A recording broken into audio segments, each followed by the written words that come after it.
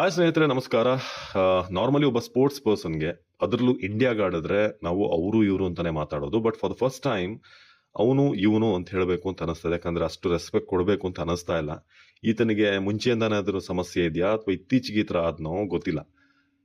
ಹಿಂದೆ ಒಂದ್ಸಲ ಆ ವ್ಯಕ್ತಿ ನಿಮಗೆ ಈಗಾಗಲೇ ತಮ್ಮನೇಲಿ ನೋಡಿ ಗೊತ್ತಾಗಿರುತ್ತೆ, ಅಂಬಾಟಿ ರಾಯುಡು. ಅಂಬಾಟಿ ರಾಯುಡುನೇ ಈ ವರ್ಲ್ಡ್ ಕಪ್ಗೆ ಸೆಲೆಕ್ಷನ್ ಆಗಲಿಲ್ಲ ಅಂದಾಗ ನನಗೆ ಬೇಜಾರಾಗಿತ್ತು. ದೇಸಿ ಕ್ರಿಕೆಟಲ್ಲಿ ಇಷ್ಟೆಲ್ಲ ಚೆನ್ನಾಗಿ ಆಡಿ ಪರ್ಫಾರ್ಮ್ ಮಾಡಿ ಯಾಕೆ ರಾಯುಡುಗೆ ಅವಕಾಶ ಸಿಗ್ತಿಲ್ಲ ಅಂತ. ಬಟ್ ಈಗ ಮಾತಾಡ್ತಿರೋದು ನೋಡಿದ್ರೆ ಕರೆಕ್ಟಾಗಿ ಮಾಡಿದಾರ ಗುರು, ಇವನಿಗೆ ಸೆಲೆಕ್ಷನ್ ಮಾಡಿದೆ ಅಂತ ಅನಿಸ್ತಾ ಇದೆ. ಯಾಕಂದ್ರೆ ಇಷ್ಟೆಲ್ಲ ಗಾಂಚಲಿಗಳು ಇಟ್ಕೊಂಡ್ರೆ ಎಲ್ಲೂ ಸರ್ವೈವ್ ಆಗಲ್ಲ, ಎಲ್ಲೂ ಫಿಟ್ ಅನ್ಸಲ್ಲ. ಅಂಬಾಟಿ ರಾಯುಡು RCB ಬಗ್ಗೆ ಹಿಂದೆಯಿಂದ ಕೂಡ ಮಾತಾಡ್ಕೊಂಡ್ ಬಂದಂತ ವ್ಯಕ್ತಿ. ಕೊಹ್ಲಿ ಬಗ್ಗೆನೂ ಈತ ಮಾತಾಡಿದ್ದಾನೆ. ಈಗ ಮತ್ತೆ ಮೊನ್ನೆ ICC ಚಾಂಪಿಯನ್ಸ್ ಟ್ರೋಫಿ ಆಗ್ಬೇಕಾದ್ರೆ ಈ ಕಾಮೆಂಟ್ರಿ ಪ್ಯಾನಲ್ ಅಲ್ಲಿ RCB ಬಗ್ಗೆ ಚರ್ಚೆ ಬರುತ್ತೆ. ಆಗ ಸಂಜಯ್ ಬಂಗಾರ್, ಹಿಂದೆ RCB ಸ್ಟಾಫ್ ಆಗಿದ್ದಂಥವ್ರು, ಅವ್ರು ಹೇಳ್ತಾರೆ, ಇಲ್ಲ RCB ಲಾಸ್ಟ್ 3-4 ವರ್ಷದಿಂದ ಚೆನ್ನಾಗಿ ಪರ್ಫಾರ್ಮ್ ಮಾಡ್ತಾ ಇದೆ. ಲಾಸ್ಟ್ ಟೈಮ್ 7 ಮ್ಯಾಚ್ ಸೋತಿದ್ರು, ಅದಾದ್ಮೇಲೆ ಅವರು ಪ್ಲೇ ಆಫಿಗೆ ಬಂದಂತ ರೀತಿ ನಿಜಕ್ಕೂ ಆ ಸ್ಪಿರಿಟ್ ಮೆಚ್ಚಬೇಕು ಅಂತ. ಸೊ ಅದಕ್ಕೆ ಹೌದು ಈ ಸಲನ ಅವರು ಎಲಿಮಿನೇಟರ್ 2ಗೆ ಏನು ಆಯ್ಕೆ ಬರ್ತಾರೆ ಅಂತ ಈತ ನಗ್ತಾನೆ. ಜೊತೆಗೆ ಏನ್ ನೀವು ಹಿಂಗೆ ಹೇಳ್ತಿದ್ದೀರಾ, ಏನು RCB ಅಷ್ಟು ಕಂಡಮ್ ಮಾಡ್ತಿದ್ದೀರಾ ನೀವು ಅಂತ ಸಂಜಯ್ ಹೇಳಿದಾಗ, ಯಾಕೆ ಏನು RCB ಬಗ್ಗೆ ಮಾತಾಡಬಾರ್ದಾ ಅಂತ ಇವನು ಹೇಳ್ತಾನೆ. ಅದಾದ್ಮೇಲೆ ನೋಡಿ, ಇದೇ ತರ ಮಾತಾಡ್ತಾ ಇದ್ರೆ RCB ಫ್ಯಾನ್ಸ್ ಬರ್ತಾರೆ, ನಿಮ್ಮ ಹಿಂದೆ ಬೀಳ್ತಾರೆ ಅಂತ. ಬರ್ಲಿ, ಏನ್ ಭಯನ RCB ಫ್ಯಾನ್ಸ್ ಅಂದ್ರೆ?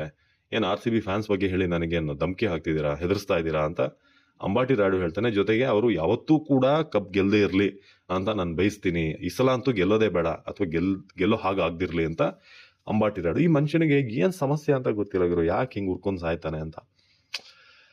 ಒಬ್ಬ ಸ್ಪೋರ್ಟ್ಸ್ ಮ್ಯಾನ್, ಇಂಡಿಯಾಗೆ ಆಡದಂತ ಪ್ಲೇಯರ್ ನೀನು ಎಲ್ಲಿ ಹೆಂಗ್ ಮಾತಾಡ್ಬೇಕು? ಒಂದು ಫ್ರಾಂಚೈಸಿನ ಇಟ್ಕೊಂಡು ಒಬ್ಬ ಲೋಕಲ್ ಗಲ್ಲಿ ಕ್ರಿಕೆಟರ್ ಕೂಡ ಹಿಂಗ್ ಮಾತಾಡಲ್ಲ. ಹಂಗ್ ಮಾತಾಡಿದ್ರೆ ಅಂಬಾಟಿ ರಾಯುಡು ಅನ್ನೋ ಒಂದು ವಿಚಾರಕ್ಕೆ ಏನು ಅಂತ ಒಂದು ಹೆಸರಿಗೆ ನೀನು ಆ ಬ್ಲೂ ಜರ್ಸಿ ಹಾಕೊಂಡು ಆಡಿದ್ಯಾ? ಅರ್ಥ ಆಗಲ್ಲ. ಇನ್ನೊಂದು ಬಹಳ ಮುಖ್ಯವಾಗಿ ಹೇಳಬೇಕು ಅಂತಂದ್ರೆ, ಅದೊಂದು ಇಂಟರ್ವ್ಯೂ ಆಯ್ತು, ಪಾಡ್ಕಾಸ್ಟ್ ಆಯ್ತು. ಸೊ ಅದರಲ್ಲೂ ಕೂಡ RCB ಬಗ್ಗೆ ಅವ್ನು ಮಾತಾಡಿದಾನೆ. ಇವನು ಹೇಳೋ ಪ್ರಕಾರ RCB ಇರುವಂತ ಎಲ್ಲಾ ಯಂಗ್ ಪ್ಲೇಯರ್ಸ್, ಇಂಡಿಯನ್ ಪ್ಲೇಯರ್ಸ್ ಯಾರು ಬರ್ತಾರಲ್ಲ RCBಗೆ, ಅವರೆಲ್ಲರೂ ಕೂಡ ನಾನು ವಿರಾಟ್ ಕೊಹ್ಲಿ ತರ ಆಗ್ಬೇಕು ಅಂತ ಅವ್ರಿಗೊಂದು ತಲೆಯಲ್ಲಿರುತ್ತೆ ಅಂತ. ಅಂದ್ರೆ ವಿರಾಟ್ ಕೊಹ್ಲಿ ತರ ಆಡ್ಬೇಕು ಅಂತಲ್ಲ ಅಂತೆ, ವಿರಾಟ್ ಕೊಹ್ಲಿ ತರ ನಾನು ಕಾಣಬೇಕು, ಅದೇ ತರ ಹೇರ್ ಸ್ಟೈಲು, ಗಡ್ಡ ಬಿಡೋದು, ಟ್ಯಾಟೂ ಹಾಕೊಳ್ಳೋದು, ಇದೆಲ್ಲವನ್ನ ಮಾಡ್ತಾರೆ. ಬಟ್ ಆಟನ ಯಾವನು ಫಾಲೋ ಮಾಡಲ್ಲ. ಅವ್ನು ಹೇಳ್ತಿರೋದು ಯಾರಿಗೂ ಅಲ್ಲ, ಸಿರಾಜ್ಗೆ, ಪಡಿಕಲ್ಗೆ, ಇಂಥ ಪ್ಲೇಯರ್ಸ್ಗೆ ಹೇಳ್ತಿರೋದು ಅವನು. ಅಂದ್ರೆ ಎಲ್ರಿಗೂ ವಿರಾಟ್ ಕೊಹ್ಲಿ ತರ ಮಿಂಚಬೇಕು, ದೊಡ್ಡ ಇಮೇಜ್ ಬರಬೇಕು, ಸ್ಟಾರ್ ತರ ಆಗ್ಬೇಕು ಅಂತ ಇದೆ.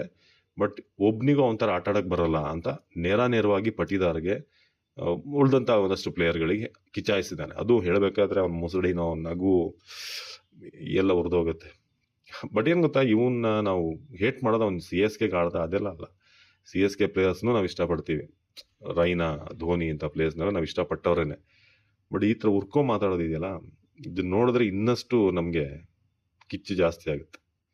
ಓಕೆ, ಏನೇ ಹೇಳ್ಕೊಳ್ಳಿ, RCB ಸಲ ಚೆನ್ನಾಗಿ ಆಡುತ್ತೆ, ಡೋಂಟ್ ವರಿ. ನಾವು ನಂಬಿಕೆ ಇದೆ ಪ್ರತಿ ವರ್ಷದ ಹಾಗೆ. ನಮಸ್ಕಾರ.